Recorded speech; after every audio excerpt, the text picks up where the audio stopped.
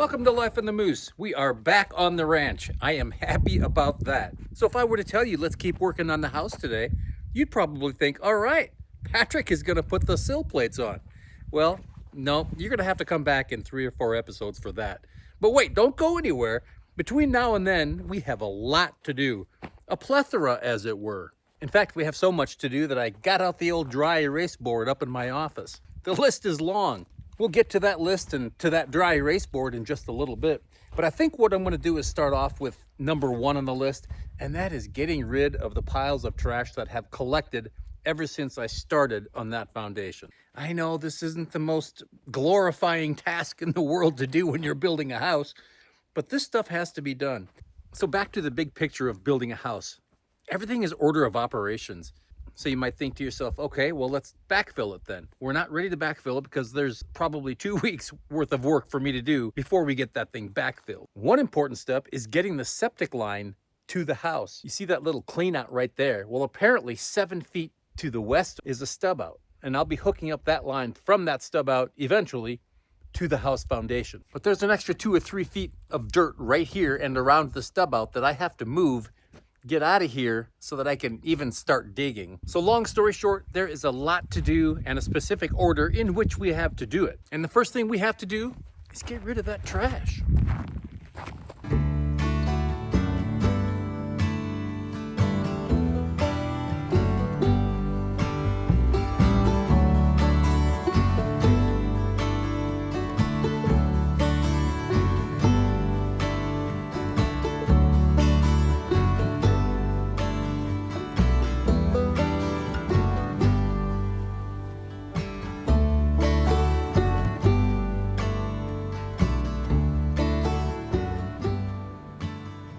Well, we're back at it again this morning. Before we get into today's task, I wanted to show you exactly what lies in front of us. As I mentioned yesterday, it's not the most glamorous stuff in the world.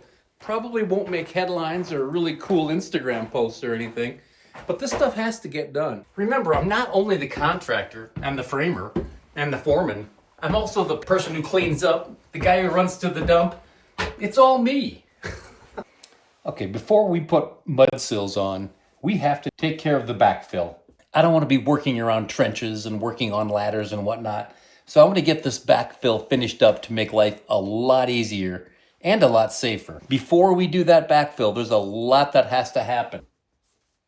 Septic line is one of them. Water line is another one. There's no sense in backfilling when we'll have to retrench and then re-backfill. So we might as well get these things in the ground, get them underneath the foundation and in the confines of the house sooner than later. Before we tackle the septic line, we have to move some dirt. Another thing that has to happen before we backfill, drainage.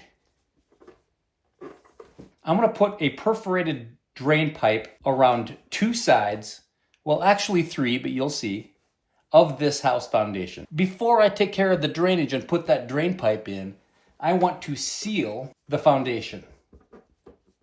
2 sides.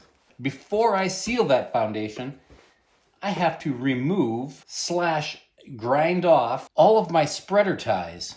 And once all my ties are taken care of, then I have to seal those, I'll call them tie holes.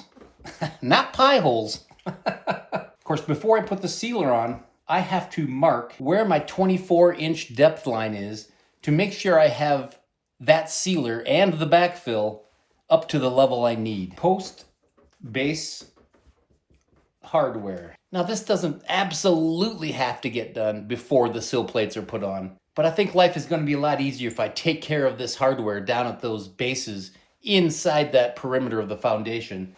So as you can see, we have a lot to do before we start attaching sill plates, and a lot to do before we even backfill. In fact, even if I was ready for that backfill right now, I couldn't.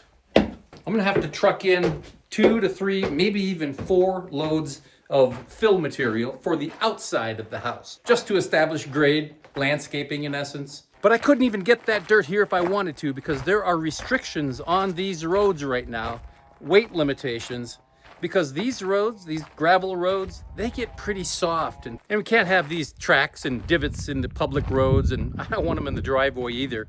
So we have to wait just a few more weeks before we're even allowed to get the big equipment up here. So let's get going on the next thing and start tackling those ties. So these are those spreader ties that I have to remove. Sometimes they come off really easily, sometimes they don't. We'll get to some different methods in just a second, but I wanted to show you what happens sometimes when these things break off. I don't know if you see this one right here. It's sticking out proud, sticking out of the wall. Oh, it's probably a ½ inch. It doesn't happen very often, but I want to grind that off. Some of these ties snapped off altogether and broke off about a ½ inch inside the wall, which is fine. I still have to seal this independently, make sure that's plugged up. And sometimes like this, it breaks the actual tie off nicely, but it leaves that little washer behind. This particular washer is solid and it is impregnated into that concrete, so it's not going to go anywhere. But I'll still have to seal that up. So what do you want to do first? Break off the inside ties or grind off the outside ties? There's not a lot of grinding to do in the outside. You know, let's get rid of the grinding first. That's what you were thinking? Okay, good. We're on the same page. Okay, let's see how this works. I think there's only about 20 or 30 of these little nubbins we have to grind off. Okay, got your eyes on, ears on? All right, let's do this.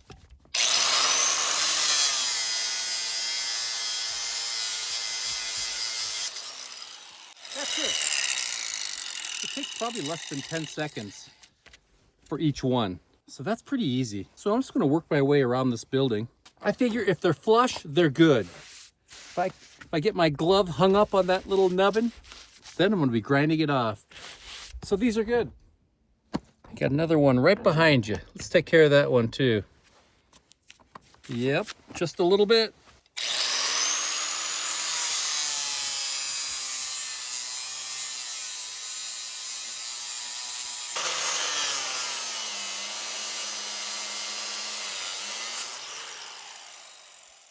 You know, that works really well and grinds real easy. What I think I might do in the inside is just go along and grind every one of them about halfway through maybe. And then I know I'll be able just to snap them off at that point. And then nothing should be left long. Probably would be a lot quicker and a lot easier than me struggling with it. But we'll get to the inside in just a little bit. Let's quickly finish up the outside of this thing. So you might say back to the daily grind.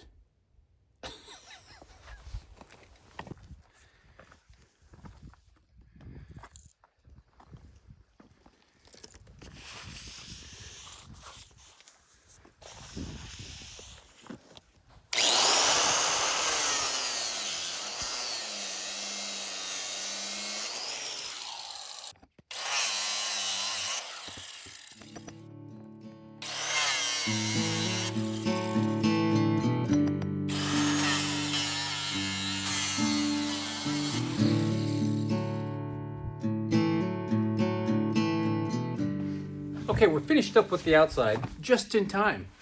The strong winds just blew in, and right behind this wind is supposed to be some rain this afternoon. So I want to get as much of this taken care of as I can this morning. Just to let you know where we are, that is the crawl space access right there. And obviously you see all the spreader ties are still attached. So what I've learned from researching this to a certain extent is there's really three main ways to get these out of here. One is to get a vice grip or something like that, attach it to it well, and just bend it up and down until it breaks. I tried that. That was my least favorite. It seemed like the wrench slipped off or it just took too long. The next method I discovered was using a steel pipe, the diameter just a little bit bigger than what can fit over these, and you slide them on, and if you're lucky, as soon as you flatten this bar out to the wall, it'll snap off. If you're not lucky, you're going to fight with it for a while and it'll break off somewhere. I'm not sure. Sometimes it breaks off in the wall. Sometimes it doesn't, as you saw. Now that was easy. I hope it works like that every time. Check it out. Okay, that one, no bueno.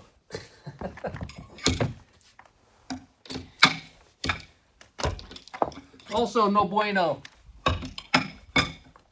The other thing you can do with these when you get them to this point and they're not breaking is you turn them like a clock.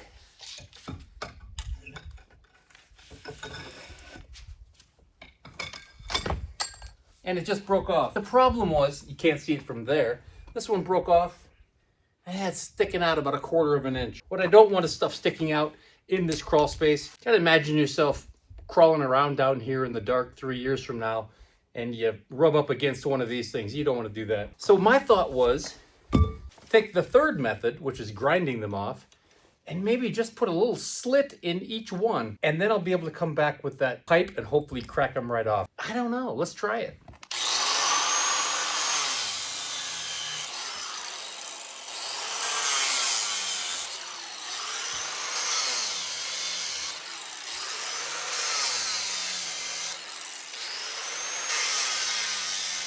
Well, that didn't take long. So let's see if they snap right off.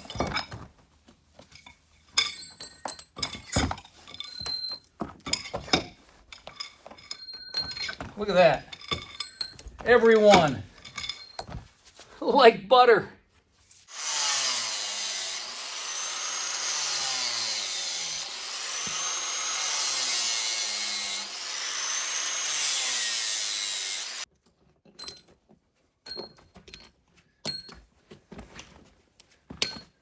Pipe?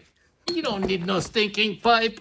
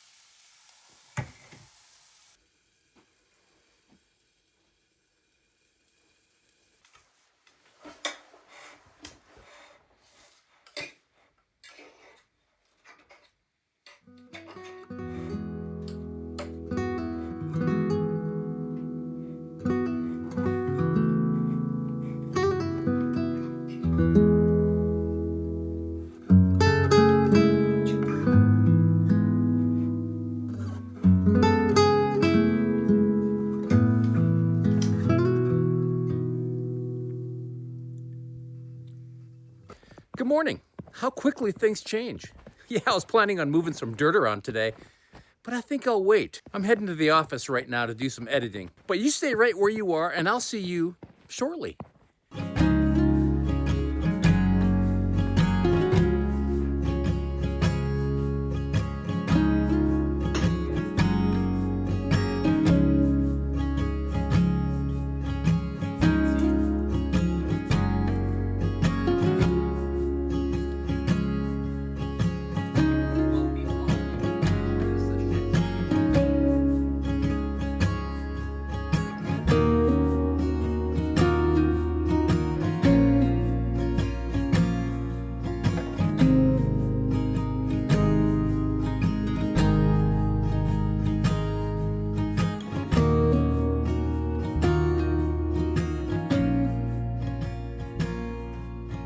We are back at it today. It is cold. It's about 28 degrees right now.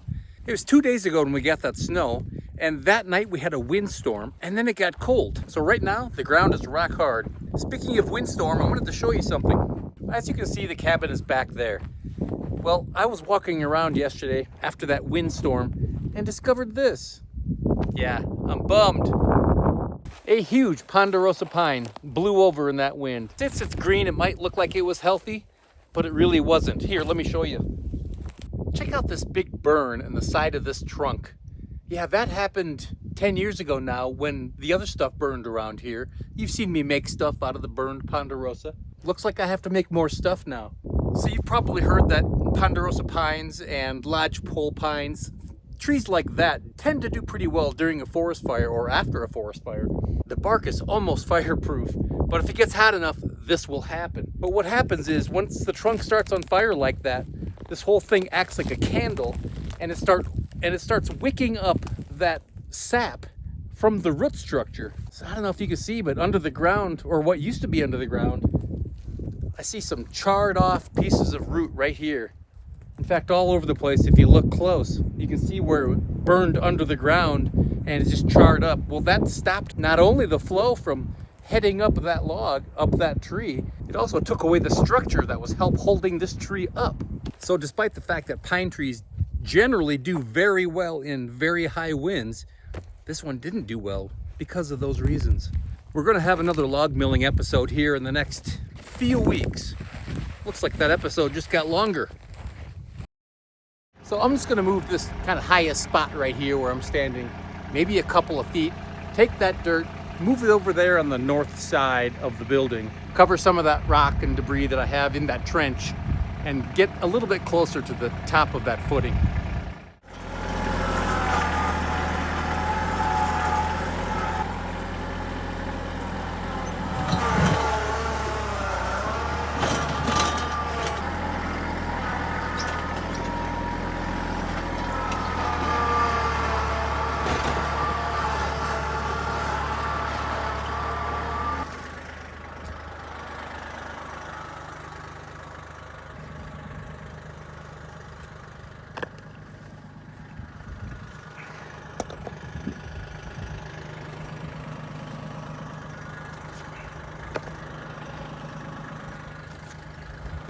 I'm not 100% sure how deep it is over there, that stub out.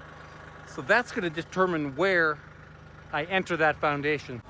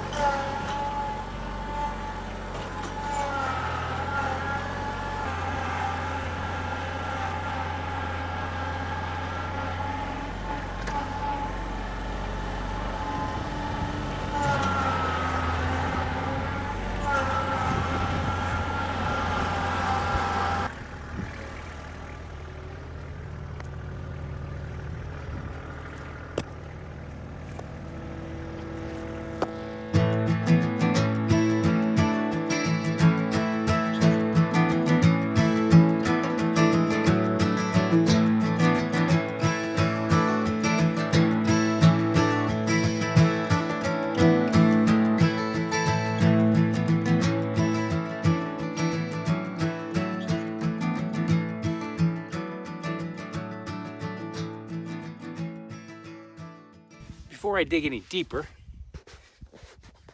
let's see if I can get a good read as to how deep that is. I think I see the line. I'm not gonna drop this tape measure in there. I'm not gonna do it.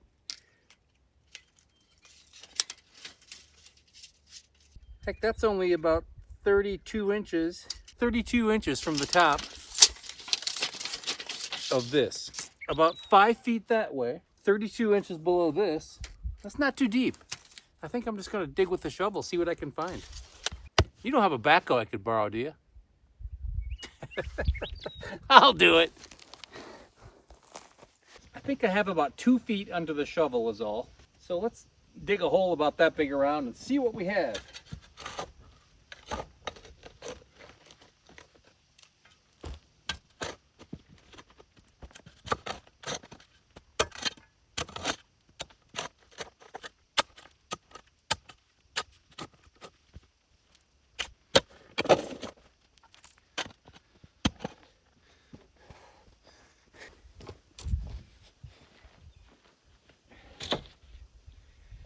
Well, if I was a gold miner, I'd be broke. I didn't find it yet. I'm deeper than I have to be, I think. According to the map, it should be right here. But I'm pooped.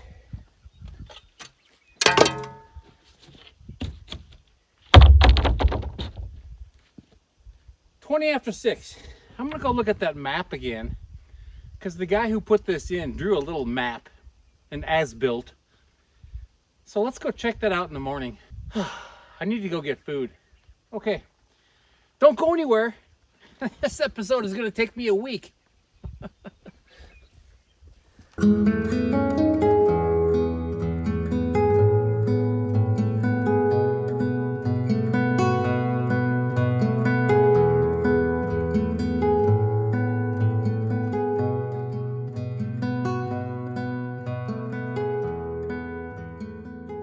You're still here. That's a good sign. Man, it's bright out here. I'm gonna have to get my sunglasses. And man, is it nice. Holy cow. Spring fever in a bad way. Let's go check that map and see if I'm missing anything. I gotta find that stupid septic line, you know, and all that fun stuff.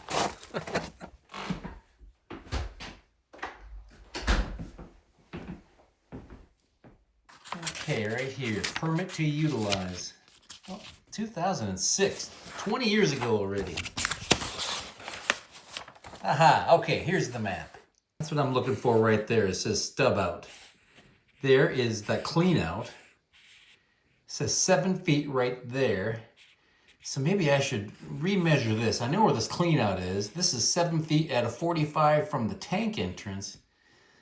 Let's measure this from the corner of the garage again and see if we're right where we think we are. Looks like that's 73 feet, 84 to that corner.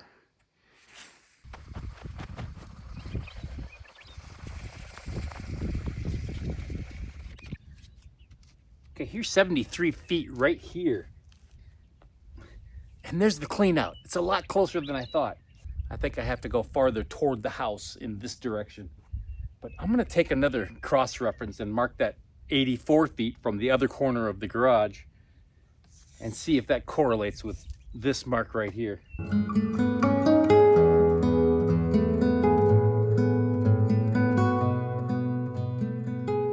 Okay, I was wrong. I'm glad I measured. I was always under the impression that this tank was about 5 feet away from this clean out, and it's actually about 2 feet away. Yeah, my 84, well, my 84 mark is actually about 3 inches away. So given the curvature of this ground right here, I think we're right on. So I need to measure 7 feet from this stick at a 45 from the original line that goes to the cabin. So 45 degrees over the house in that direction. Gosh, I wish I'd have done this yesterday. Kids. Okay, that's the line to the cabin. Be the edge of the tank. That's 7 feet right here.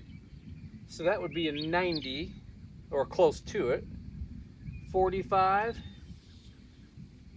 Let's shoot for right there. I think what I'm going to do is take the blade, take some of this, I'll put it over there, and take some of this down about a foot, see if I can get a little lower.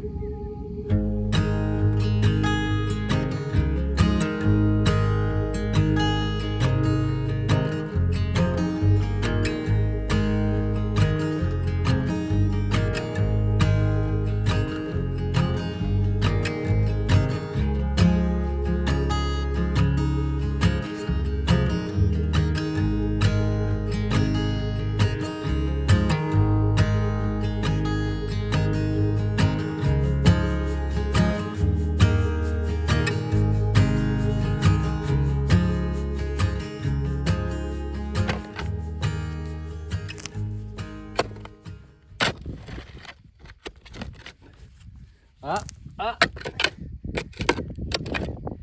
We did it. There's the cap. There it is.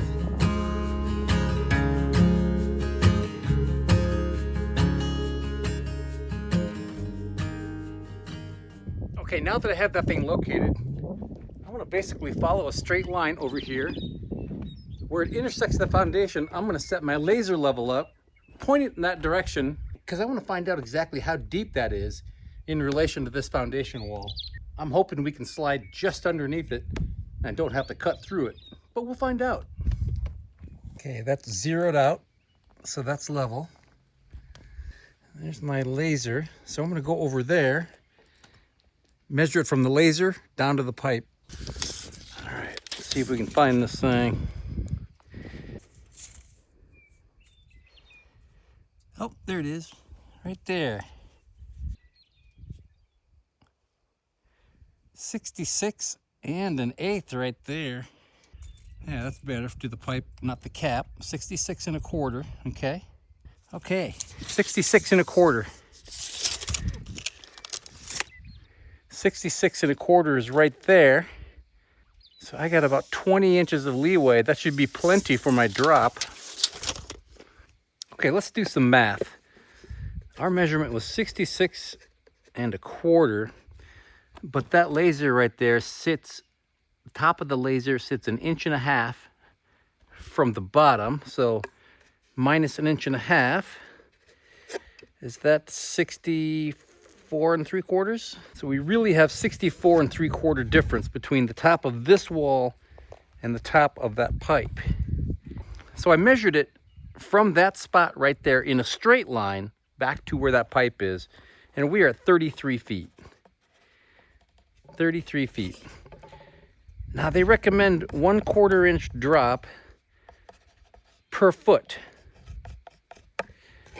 and that of course equals 1 inch per 4 feet. Well, if you take 33, let's just take 32 for good math, is 8 feet plus another 1/4 inch. So 8 feet, 1/4 inch is the drop in 33 feet. So 64 3/4 minus 8 inches and 1/4. Obviously that's a half. 64 minus 8 is 56. So 56 and 1/2 inches below this level should be the top of that pipe as it passes through, or underneath, I should say. Oh, look at that. Good deal. Good deal. We have about a foot to spare by the time we get to the top of that pipe. Excellent. Okay, I'm going to dig a trench of sorts with my blade, so I'm not going to get all the way down to where I need to get, but at least I can take the top off the big areas, the high areas, like right there. I don't know if you notice this kind of a hump right there in the ground. To make my trench a little shorter, I'm going to put a turn in it about halfway through so that we can put a 22-degree elbow in here and then come over a little closer to this corner versus having to be halfway down the wall, like right here would be a straight shot. So we'll be saving about 5 feet of trenching as far as I can tell if we turn and come in right here.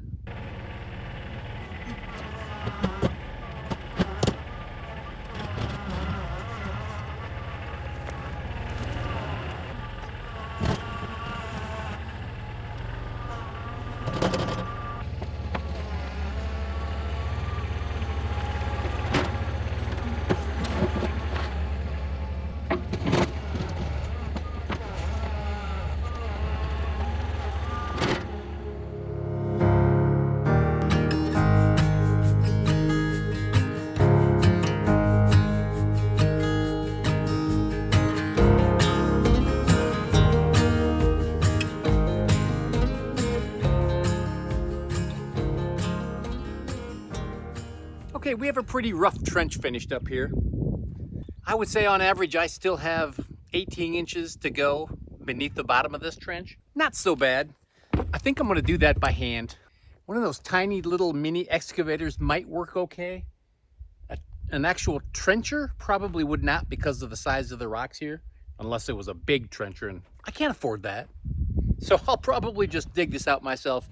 Not in this episode. I don't want you to get tired of me digging. I still have to dig out this water line over here. I don't want digging to be the new sanding. Come on. Now what I'd like to do is clean up this side along this foundation footing. We get these big rocks out of there, level this dirt off a little bit. I'd like for this soil to come up about 2 or 3 inches from the top of this footing, and then that's where I'll put my drain line.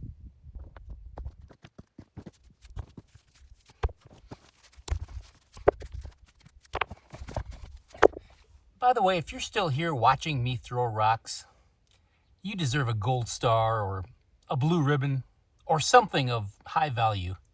I appreciate that.